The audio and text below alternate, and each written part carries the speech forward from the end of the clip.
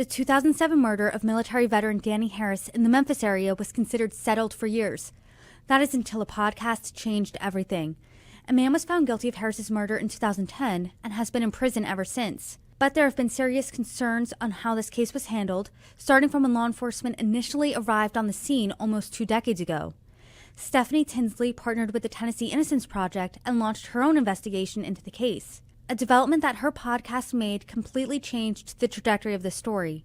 And in mid-January, the district attorney announced not only was the man sitting in prison for Harris's murder wrongfully convicted, charges have been filed against someone else they think is responsible.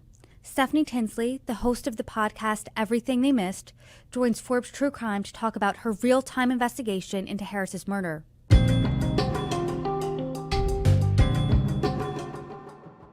Hi everybody, I'm Brittany Lewis, the host of Forbes True Crime. Joining me once again is Stephanie Tinsley, the host of the podcast Everything They Missed. Stephanie, thanks so much for joining me once again. Thank you for having me back. There has been a huge update in the story that you cover in your podcast, Everything They Missed, and this is about the 2007 murder of Memphis area man Danny Harris. This was a case that was considered settled for years, right? Andrew Hayes was found guilty of first-degree murder. He was found guilty of killing Danny Harris. He's been in jail for years. He's been in custody for almost 2 decades. And you and I spoke at the start of your podcast in the fall. You left us on a bit of a cliffhanger. At the time, you thought Andrew Hayes was wrongfully convicted, but you did think that the person responsible for the murder was still out there. So to start off the conversation, if you could, talk to us about where we're at now. Refresh everyone's memory on the case and why you decided to get involved. So I got involved in the case about a year and a half ago, and I was really intrigued when the director of the Tennessee Innocence Project shared the story of Andrew Hayes with me.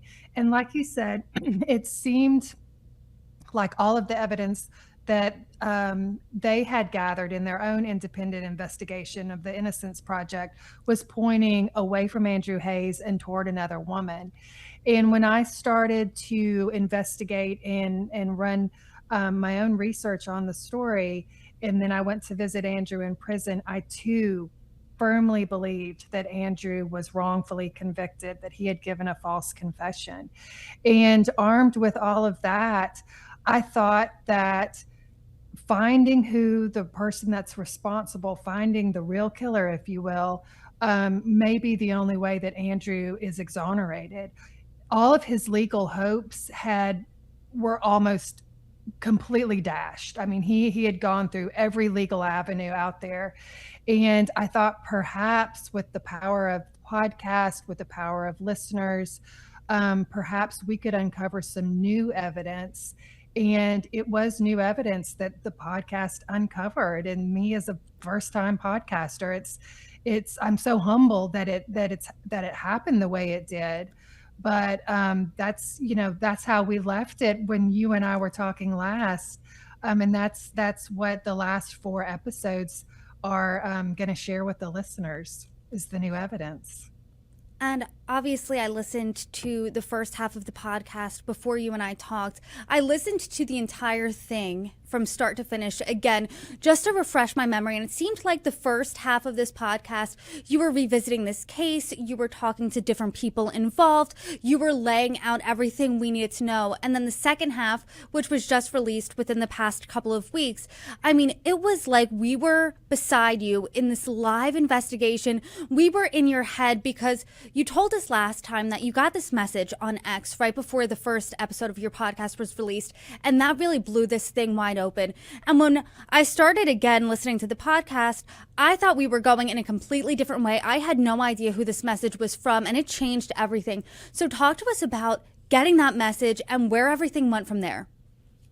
So 2 days before the podcast was dropped, I get a message on X from Stephen Harris. And Stephen Harris is one of Danny Harris's sons. Danny Harris was the murder victim. He had 4 sons, and Stephen is the youngest. And in that message, it read, "I want to participate in your podcast. Will you call me?" I was shocked, to say the least, that one of the family members had reached out. And I called him immediately. And we started talking, and it just became a roller coaster of is what exactly does he want to do here? Is he wanting to help me like he's saying he's wanting to help me? Is he wanting to participate in the podcast so we can all have a better idea of who his father is? Or is there something more nefarious going on? And as a listener, I felt that wave of emotion, that roller coaster, because you have audio of your first conversation, and it seems like you two are on two different spots, right? I mean, you even mentioned that both of you have this politeness, this southern charm, if you will, but he is steadfast in his belief that he believes that Andrew Hayes killed his father. You don't. You think that he's innocent. Andrew Hayes is innocent. He was wrongfully convicted. You have another person in mind. And then slowly you kind of see things shift in a different direction. I mean, what were those conversations like, especially because you're someone, as you and I talked about before, you were a true crime fan. Now you are completely interjected in an investigation. Right, right.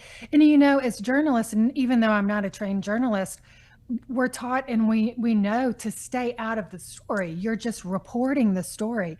And that is what shifted in the second part of the podcast is I no longer was reporting the story. I was participating in the story, whether I wanted to or not. And then Stephen had brought me in to his world, whether I wanted to be there or not. And, you know, it to not give too much away, what you see happening in episode 7 is the struggle between Stephen and I of first it's a very friendly conversation to wait a minute.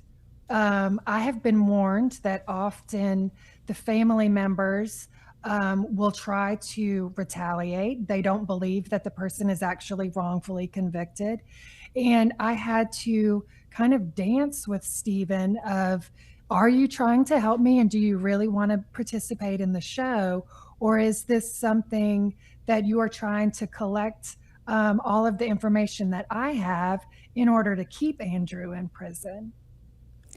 And from there, I mean, what was it like having this show? Because at first, and correct me if I'm wrong, it felt like the goal was to shine light on this case. And you said that you just didn't want a podcast that was about what you thought was a wrongful conviction because you didn't want to seem biased in any way. You were really intrigued in this story because not only was there what you thought was a wrongful conviction, but there was someone else responsible out there. Right. But now you're talking to the son of the victim. You are talking to the family of Andrew Hayes. You have a private investigator tailing the person that you think could be responsible. I mean, your tentacles are all over here. I mean, what was that change like for you? Well, it was hard to compartmentalize the investigation from the personal side of it, of just personally trying to figure out how am I going to navigate everything that's happening. When I expressed to Stephen that I thought Sarah Lucas was the one that killed his father and that it wasn't Andrew Hayes, he immediately said that he had always suspected Sarah himself. And when he found out that my investigator Q, and I had located Sarah, and we were 2 weeks away from going up to find her and confront her, and Stephen said, I want to come with you. I immediately thought, fantastic, you know, like what better way to possibly get her to talk? If I can't, maybe she's going to talk to him. And again, not to give too much away, but I don't think we are. In episodes 7 and 8, you really do hear the shift in what happens when I think I'm going to confront Sarah, who I believe is the real killer, with Stephen. And he calls me one night and says, Sarah's not going to talk to you. She's only talking to me. I've told her to not talk to you.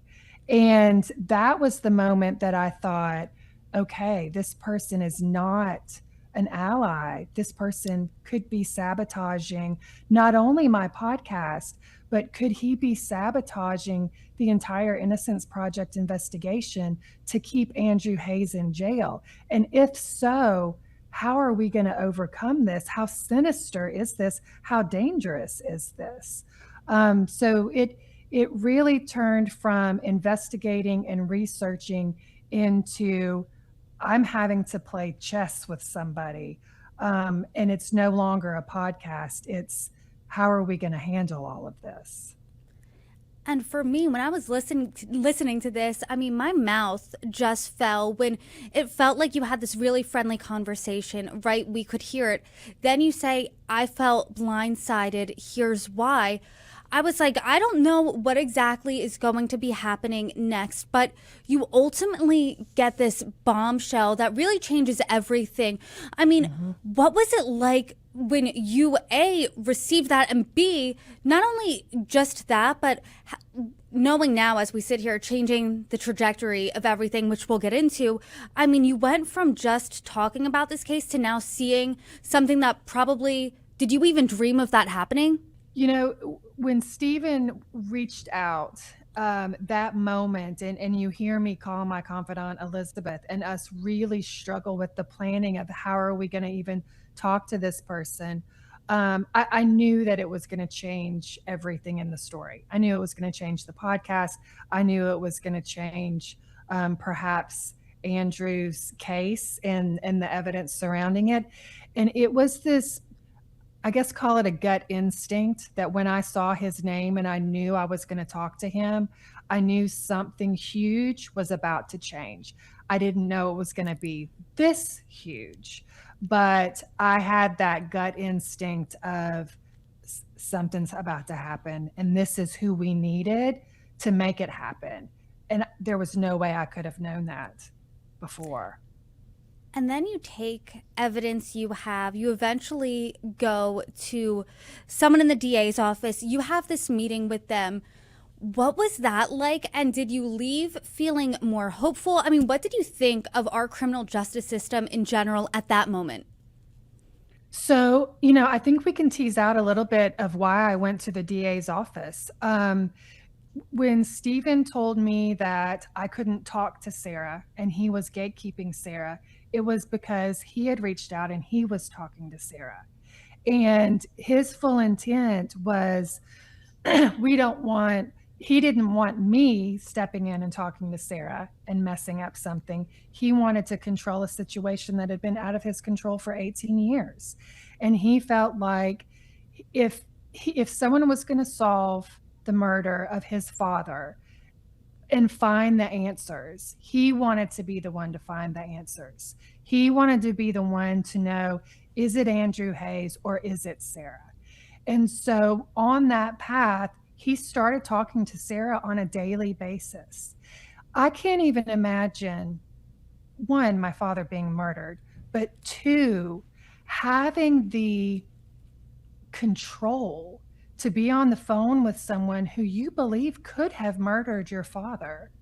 And it wasn't until days and days and days of phone calls with her that he started to uncover some information. And this is the explosive information that you and I had talked about before, that we won't spoil it, but he uncovered some explosive information that I was able to take to the Memphis DA. That meeting in itself was very eye-opening. I had never met with a district attorney before.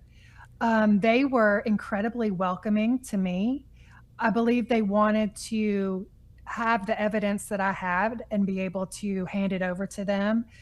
And they were extremely timely in their investigation. Once I handed this over, what Stephen had uncovered, they immediately went into their own investigation mode.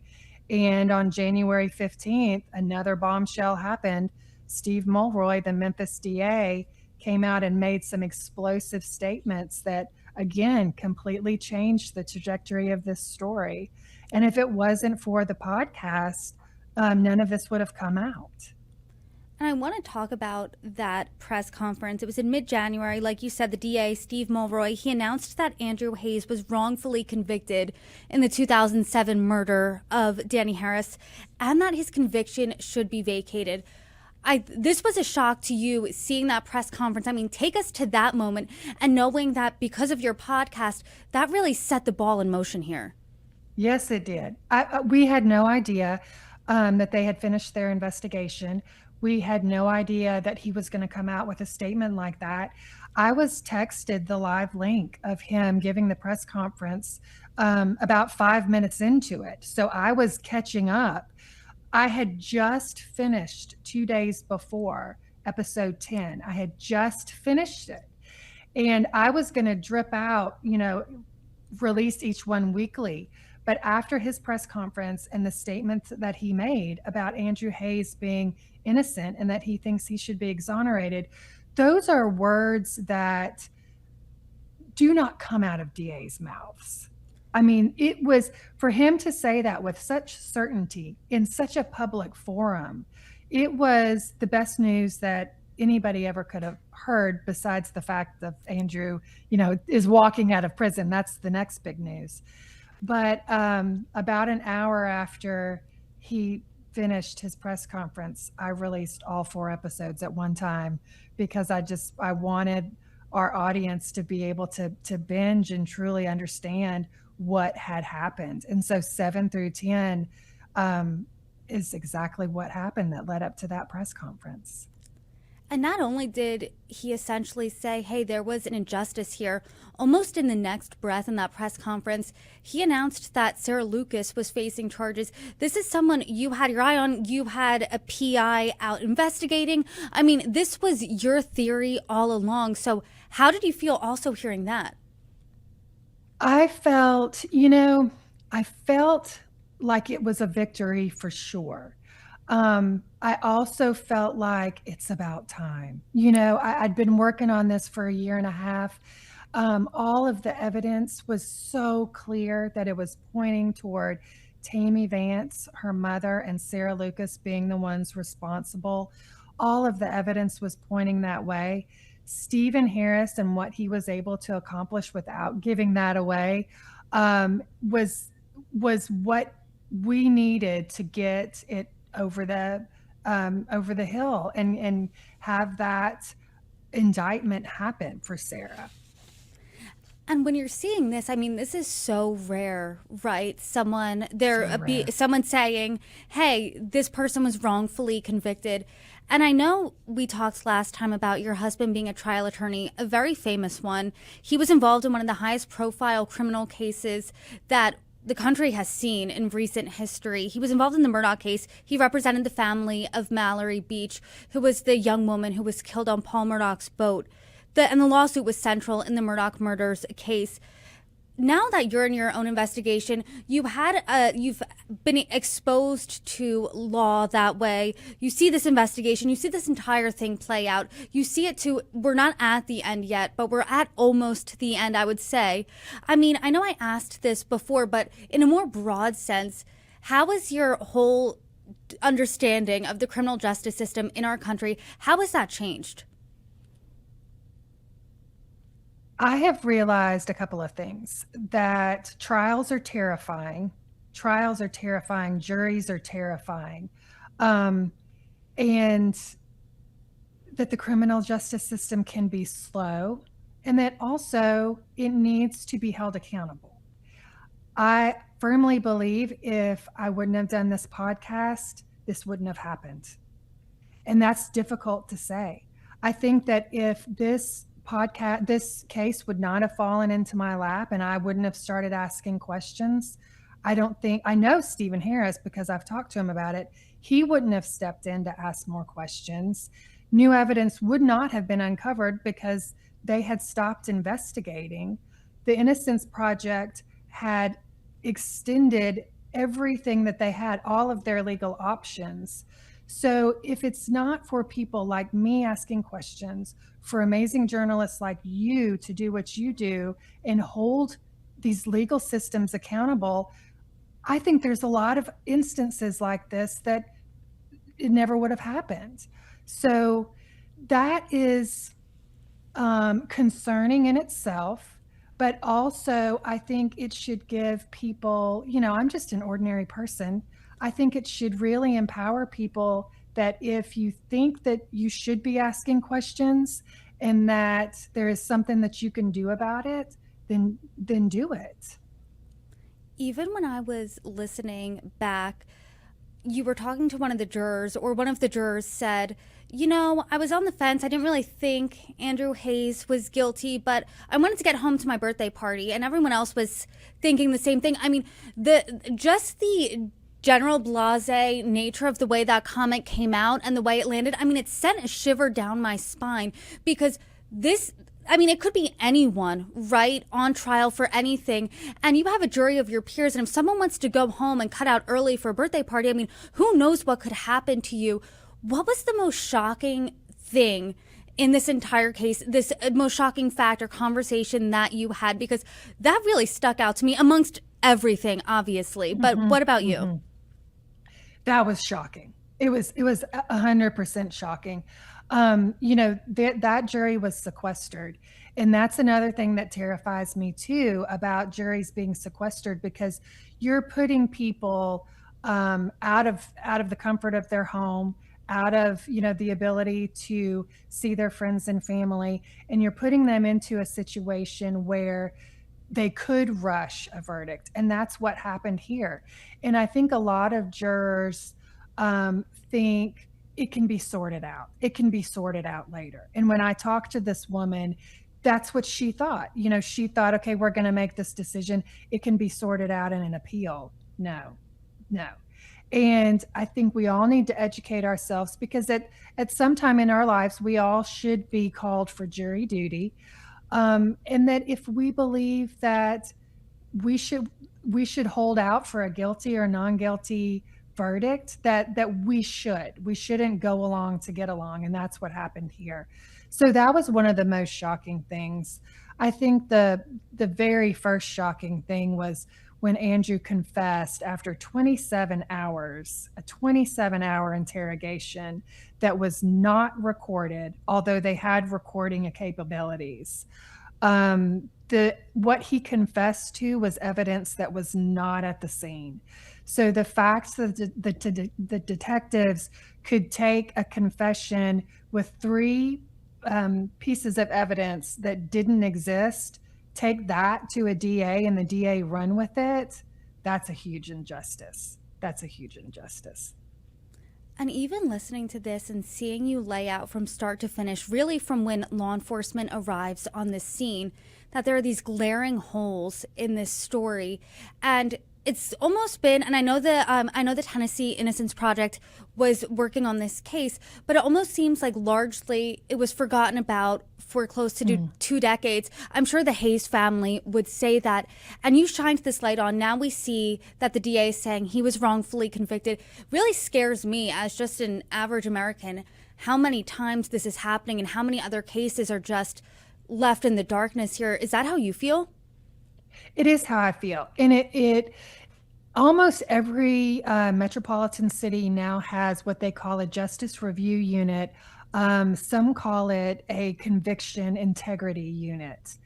And these units are within almost all district attorney offices. And so they're reviewing what they think could be wrongful convictions. That's a step in the right direction. That's acknowledgement of, we do believe that wrongful convictions happen, and we want to be here. We want to set some mechanisms in place to be able to fix this. I think sometimes they don't have perhaps the ability, whether it's they don't have enough team members to be able to investigate all of these cases, but it is a little bit nerve-wracking to think that there must be that many wrongful convictions out there for each metropolitan city to have their own system looking at them. I'm curious as to what you think is what's next here, because as you and I sit here, it's the beginning of February. In mid-January, that was that press conference where the DA said that Andrew Hayes was wrongfully convicted. They want to, they think his conviction should be vacated. They have someone else that they think is responsible. But as of now, Andrew Hayes is still sitting in jail. I mean, what's next here? Because I would think, oh, the DA is saying that, I'm out tomorrow. That I doesn't seem to know. be the case. Right. So the day after, I drove to Memphis and we had multiple interviews on the Memphis local news, midday and evening news. And it was me and Andrew's family, his mother, Flora, his son, Tamarian. And it seemed like a moment of elation, like something's about to happen. And all of the press were, interviewing us, and his family was just so happy. And now we're 3 weeks later, and Andrew still is sitting in prison waiting. His next hearing date is February 19th. So that's when his attorney will go in and present this new evidence. There's several things that could happen. The thing that we just cross our fingers for and hope happens is a judge could rule from the bench and that day release Andrew. That doesn't usually happen. There's more of a process where the judge will take everything into consideration. The DA in Memphis did a wonderful job by saying in that press conference that he is not going to object. He's not going to appeal anything that the Innocence Project is arguing to the judge. So that's one hurdle that we don't have to overcome. My hopes would be that Andrew is going to walk out of prison in the next month or two. And if he doesn't in that period of time, then I myself will put more pressure on the DA's office to make it happen quicker. In the fall, I asked you what your hopes were for all of this, and you said you just hoped that there was some accountability. Do you feel now finally there is starting to be accountability here? I do. I think there's accountability, and I think there is a sincere accountability. When you hear the DA, and this is not the same DA that was in 2010 when Andrew was put in prison, it's a different DA. And to see this DA come out and say, our office made a mistake and we would like to fix it, and in parallel say, we believe Andrew Hayes is innocent, and also indict Sarah Lucas, it is 1 in 1 million that a wrongful conviction that they indict the real person. It is extremely rare. Normally you just get the person exonerated, and it's been too long to actually try to figure out who the real killer was. So the fact that they in parallel ran investigations to be able to say, we believe Andrew Hayes is innocent and we believe that Sarah Lucas is responsible, that is the best kind of accountability. And me personally, I've never seen that where there's not only the wrongful conviction announcement, but that saying, hey, we made a mistake here. Because, I mean, the mistake that was made is huge, right? That's someone's life. And not only the someone who's in jail, right? It impacts everyone. It impacts the victim's family. It impacts their family. There's just so many people who have somehow been affected and touched by this that hopefully it's going to be made right. But I think that this is really, your podcast is a good example of the true crime industry at its best, right? You described this before as entertainment without exploiting. I mean, to me, it was a story I was listening on the edge of my seat, but really you shined a light on something that eventually there was justice, that it hopefully is underway here. I mean, what do you hope viewers take away from this? A, and B, are you going to take everything they missed to a different case? So what I hope people take away from this is, all along I've kind of said it's like hiding vegetables in the brownies. I'm a true crime fan, and sometimes I just want to listen to a good, true crimey kind of story. But I do think there's opportunities here to tell those captivating true crime stories and then also have a purpose behind it. Have something that is helpful behind it. We as creators we have the ability to do that. So I want listeners and other creators to understand you can have an entertaining story that also is going to educate you along the way. And there's things about, we've all learned now about false confessions and how they happen, about police interrogation techniques, about how to talk to our sons and daughters when you waive your Miranda rights, what that means. So there's a lot of things that we've learned along the way about the Innocence Project, how the justice system works. So I hope that I have been able to give some education within the story. What's next for everything they missed? I would love to keep going and find another case and find more stories to do. I want it to be in a way that this one happens where it just found me. So I hope that when all the dust settles, I'm very focused on being there when Andrew was walking out of prison. And I'm also open to another case falling in my lap. The title, Everything They Missed, when I chose that title, it was really a jab at the Memphis law enforcement. And it very much was me saying, look, this is everything you all missed. But then how that title progressed, it couldn't go unnoticed that at the very end and throughout the story, it's everything Andrew Hayes missed in the 18 years he's been behind bars. It's everything that his son missed. It's generational. When someone is wrongfully convicted, how much is missed out on? And so I call attention to the fact that the title of the show really evolved from taking a jab at the system to understanding the humanity of what happens behind this. I mean, it's just such an incredible story. And it's so great, especially to be hearing people, not only you, but also conversations with the victim's son, with Andrew Hayes' family, with so many people who are touched by this case. Everything They Missed, people can find all of the episodes out now. Where can they find them? You can find Everything They Missed anywhere you get your podcasts. You can find me on social media at the Stephanie Tinsley. And it is the perfect time to binge all 10 episodes. And the first half, I think, is the wonderful story of Danny Harris. And the second half is really highlighting his son and the heroic efforts that a son that just wouldn't stop. And look at what happened. And I mean, even you can hear in his voice him saying, this is my real life. I live with this every day. And I hope that he feels a sense of not only peace, but also justice as well at this moment. Do you think he does? I think he realizes the impact of what his actions have done. And I think he understands because so many people have now told him none of this could have happened without what Stephen did. None of it. He would like to. Sarah Lucas has been indicted. She has not been to trial yet. Obviously, it just happened about a month ago that she was indicted. So he would like all of that finished. She needs to be extradited to Memphis and be put in prison here. And that is what he is waiting on. He also cannot wait to meet Andrew.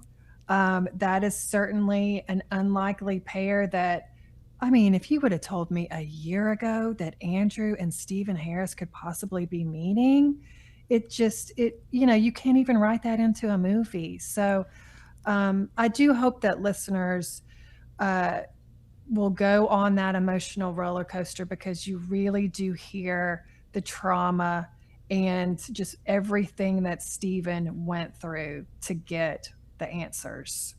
And not only that, but even if you listen to your first conversation with Stephen, he thought Andrew killed his father. So from 100%. Going from there to, hey, I want to meet when you're out of prison, and the most unlikeliest of friendships forming, I mean, that's just incredible to hear.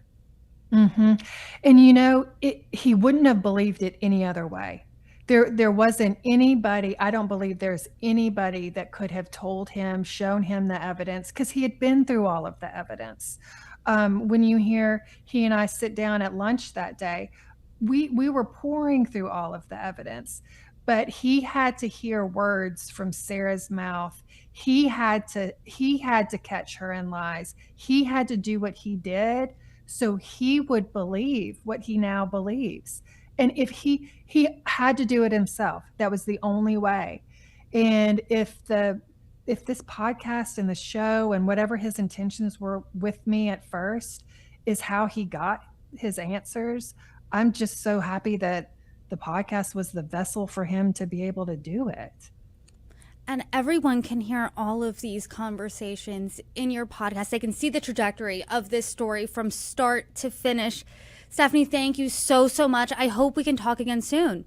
Thank you. Me too. Thank you for having me back.